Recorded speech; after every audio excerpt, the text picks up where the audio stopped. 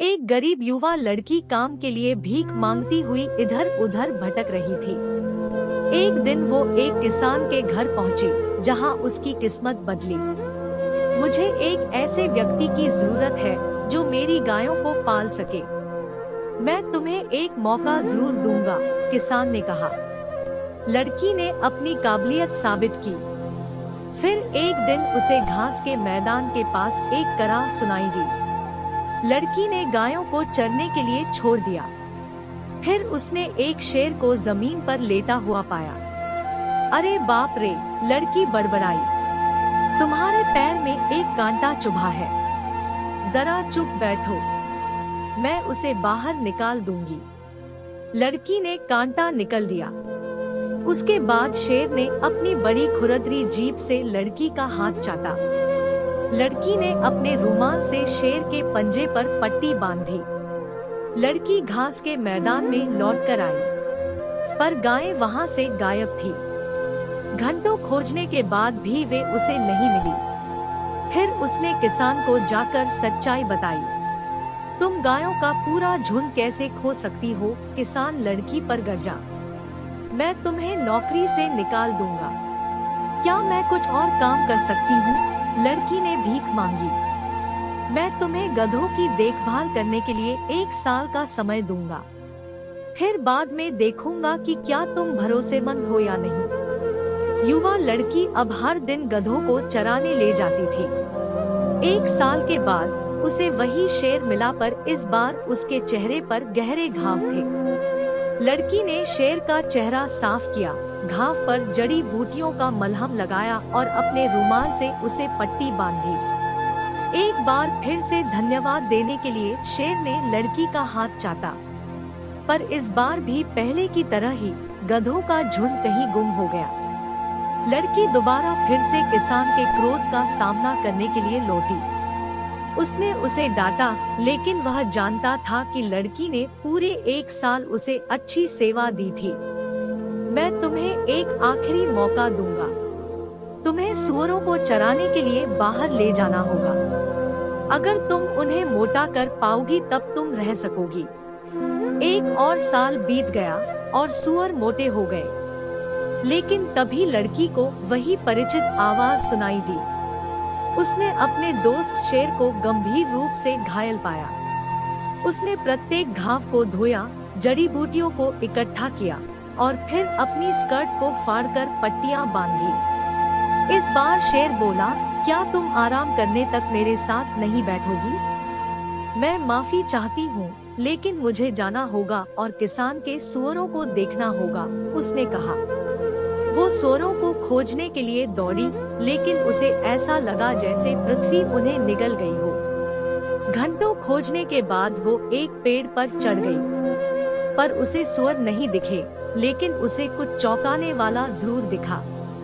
ढीले ढाले कपड़े पहना एक आदमी रास्ते पर चल रहा था। फिर उसने एक चट्टान हटाई और फिर उसमें गायब हो गया। वह कौन था? लड़की को आश्चर्य हुआ। अब मुझ में किसान के क्रोध का सामना करने के लिए घर जाने की हिम्मत नहीं है, इसलिए मैं बस यही इंतजार करूंगी और देखूंगी। वो सूरज उगने तक पेड़ पर ही बैठी रही। अचानक चट्टान खिसकी और वही शेर उसे रास्ते पर चलता हुआ दिखा। शेर, लड़की फुसफुसाई। वो आदमी कहाँ गया? लड़की पेड़ से नीचे उतरी। उसने चट्टान को एक तरफ धकेला और फिर एक बड़े कमरे में पहुंची। उसने अंदर झांका। उसे वहां बढ़िया खाना दिखा जिसे उसने पेट भर कर खाया। फिर खाना खाने के बाद उसने कमरे की सफाई की और झाड़ू लगाई। उस शाम वो पेड़ से तब तक देखती रही जब तक कि वो आदमी वापस नहीं आया। अगली सुबह दोबारा फिर शेर बाहर निकला। फिर से वो छिपे हुए कमरे में गई। उसने खाना खाया और सफाई की। इसी तरह कई दिन बीतने के बाद लड़की ने रास्ते में आदमी की प्रतीक्षा की। मुझे लगा कि वो आप ही होंगी जो मेरे कमरे की सफाई कर रही थी, आदमी ने कहा। आप मुझे कैसे जानते हैं? और आप सुबह को शेर के रूप में अपना कमरा क्यों छोड़ते हैं और फिर शाम को एक आदमी के रूप में लौटते हैं? उसने पूछा।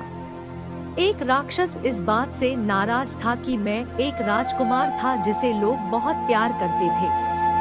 दिन में मैं शेर बन जाता हूँ जिसकी आपने कई बार मदद की, उस आदमी ने समझाया। उस राक्षस ने बदला लेने के लिए ही आपके जानवरों को चुराया। उसके जादू टोने को तोड़ने के लिए उसे राजकुमारी के बालों से बना एक कोट देना होगा। ठीक है, मैं शहर जाऊंगी और आज शहर में काम खोजूंगी, मुझे राजकुमारी के बालों की एक लट जरूर मिल जाएगी, लड़की ने वादा किया। अगले दिन उसने अपने बालों को सावधानी से बनाया और फिर महल के पास जाकर चिल्लाई, क्या कोई मुझे काम पर रखेगा? राजकुमारी की एक दासी ने उसे सुना। तुम क्या काम कर सकती हो? उसने पूछा। मैं किसी के भी बालों को सोने की तरह चमकदार बना सकती हूँ, उसने जवाब दिया। फिर मेरे साथ आओ, नौकरानी ने कहा। हर दिन लड़की ने राजकुमारी के बालों को तब तक ब्रश किया जब तक वे सूरज की किरणों की तरह चमकने नहीं लगे। एक दिन लड़की ने हिम्मत बटोरी और राजकुमारी से पूछा कि क्या वो उसके बालों की एक लट ले सकती थी। राजकुमारी ने पहले तो मना किया, लेकिन जब लड़की ने बहुत भीख मांगी तब उसने उसे दे दिया। तुम मेरे बालों की एक लड़ी ले सकती हो, राजकुमारी ने कहा, पर तुम्हें मुझे खुश करने के लिए एक सुंदर राजकुमार ढूंढना होगा। लड़की सहमत हो गई।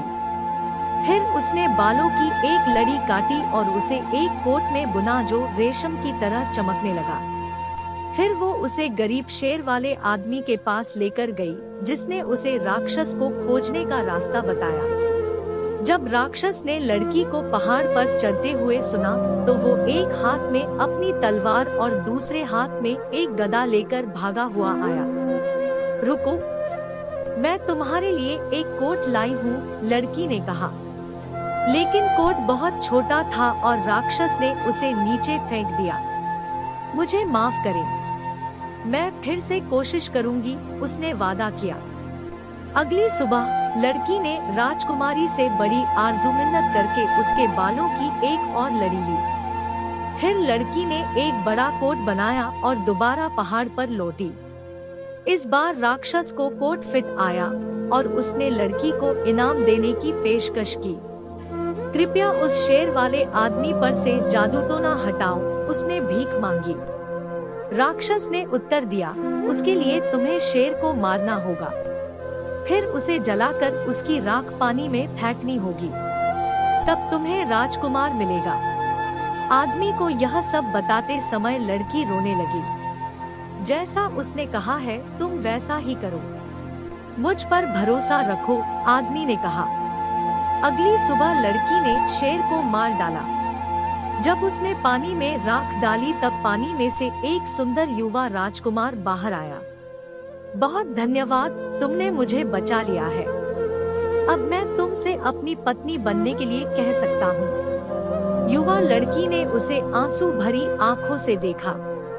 लेकिन मैंने राजकुमारी से वादा किया है कि मैं उसे खुश करने के लिए एक राजकुमार खोजूंगी। राजकुमार ने जवाब दिया, डरने की कोई बात नहीं है। तुम देखो, मैं राजा का बेटा हूँ। वो राजकुमारी मेरी बहन है। चलो अब हम महल में चलें। अपने भाई से मिलकर राजकुमारी बहुत खुशी हुई। राजा, रानी और राजकुमारी सभी राजकुमार की वापसी से बेहद खुश हुए। राजा ने युवा लड़की के प्रति अपनी कृतज्ञता व्यक्त करते हुए शादी के लिए सहमति दी और फिर पूरे शहर ने जश्न मनाया।